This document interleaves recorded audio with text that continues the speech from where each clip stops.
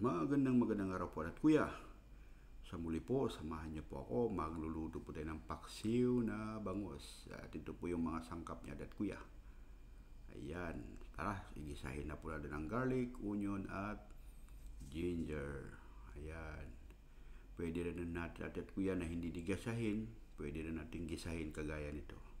Pero gusto ko po siyang gisahin para talagang yung amoy ng garlic at onion at ginger talagang maamoy natin sa paksiw po at kuya. Ayan, pagkatapos ng golden brown na po at kuya, lagay na natin ang ating bangus, isdang bangus at kuya. Ayan. After ng paglagay natin ng isdang bangus, isunod na rin po natin ang ating gulay.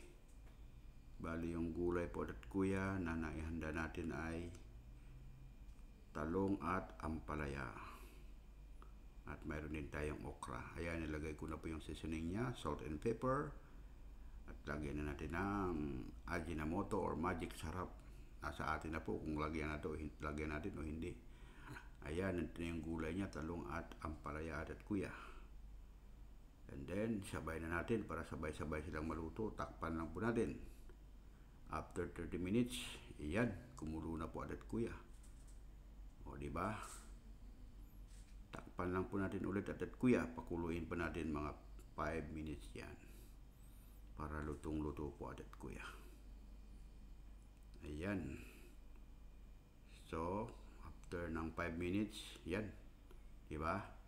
Luto na po. So, tara, ihanda na po natin ang ating plato at kanin. At syempre, mayroon po tayong nabiling chicken rice. Ayan, roasted chicken rice at steamed chicken. Ito roasted po to at kuya. Ayan, may sili pa at sauce at kuya.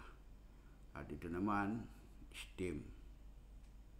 Diba? Masarap nito. So tara, kain na natin at kuya. Samahan niyo po ako. Kain po tayo. At syempre, hindi natin malimutan ang ating paksiw. Ito ang pinaka-the best sa lahat. O, may kanin din po tayo at kuya. Bale, marami din po kasi kami dito, kaya 2 rice cooker. O, tara, kain na. Samahan niyo po ako.